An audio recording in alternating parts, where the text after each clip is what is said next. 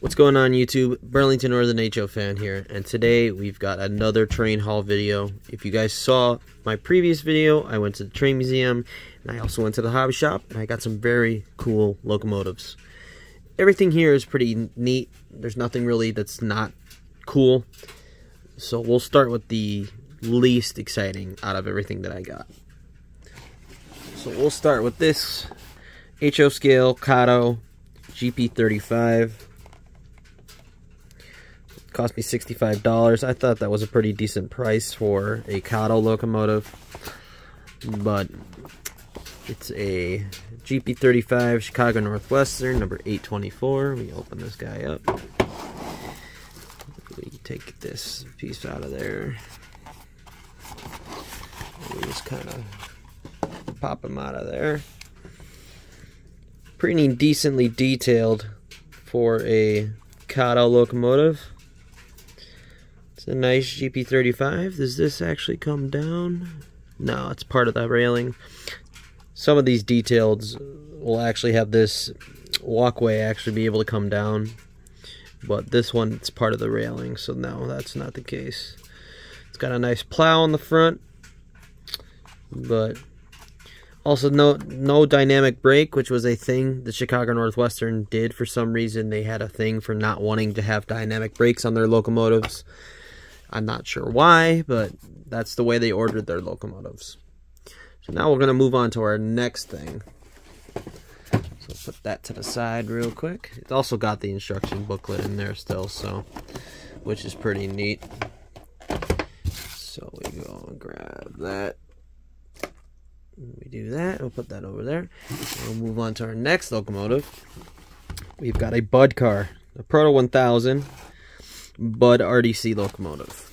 So let's get this guy out of the box.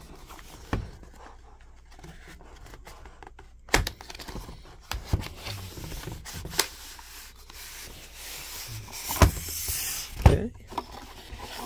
So we've got a manual in here. We've got a flyer for a proto clock. Interesting. Nice. Here's our instruction booklet for it. And now we can look at the locomotive here. I've always wanted a Bud car. I've always thought that they were cool.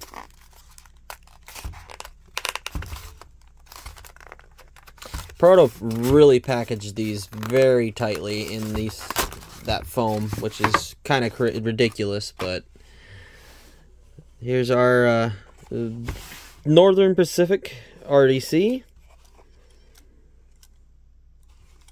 Got a detailed interior, which is nice. It's pretty neat. So we'll set that guy to the side. Now we move on to our next locomotive. Now this looks like your normal Athearn Blue Box SD45, but you would be wrong. You flip it over, it's got a Hobbytown of Boston chassis in it. These chassis are very neat, and I had to get it because they didn't want a lot for it. So, and I've got a soft spot for SD45s, so we've got a blue Santa Fe SD45. Sorry about that, I had to sneeze. Anyway, yeah, we've got a nice blue and yellow Santa Fe SD45, Athearn Blue Box shell, Hobbytown of Boston chassis and underneath. Very interested to see if this thing will run.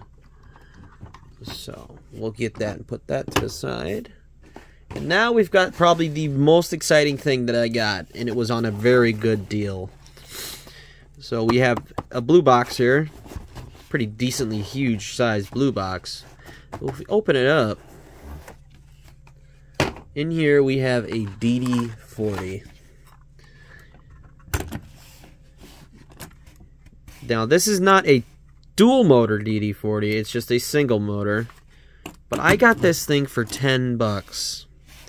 which is just insane to me. It comes with the original packet of all the handrails and details. We look underneath.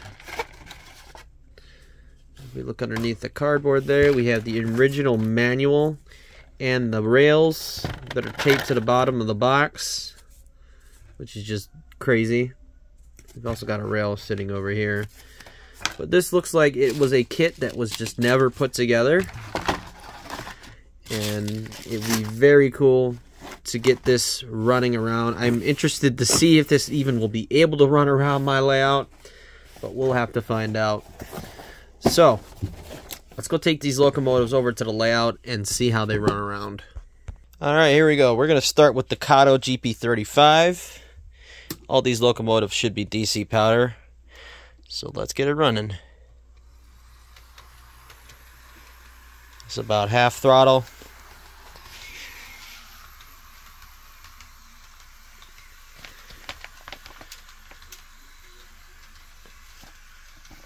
Definitely something I completely expected from this. I knew this thing was going to run just fine. With it being a Kato locomotive, I knew it was going to be just fine. But that's very cool. We now have another Chicago Northwestern to add to the collection. Let's try reverse. It's just as good. Let's bring it back around.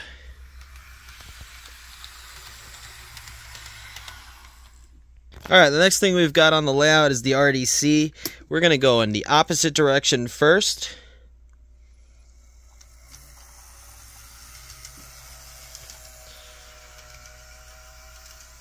Seems like it's running okay.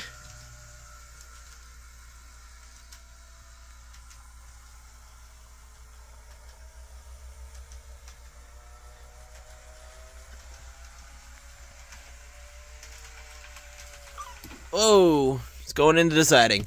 Anyway, we know that that's running just fine, so we'll move on to the next one.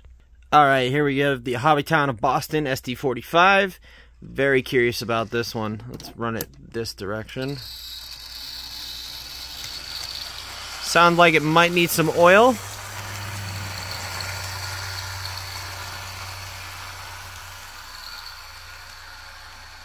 Let's run it in the opposite direction.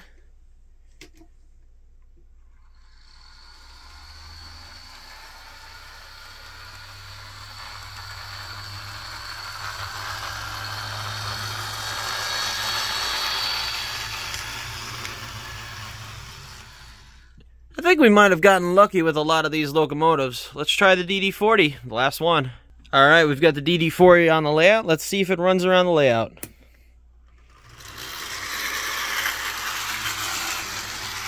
Sounds like another locomotive that might need oil.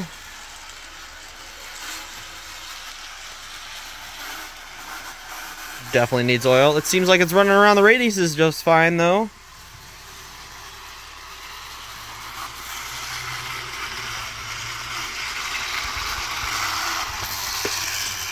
Pretty neat. Let's go backwards.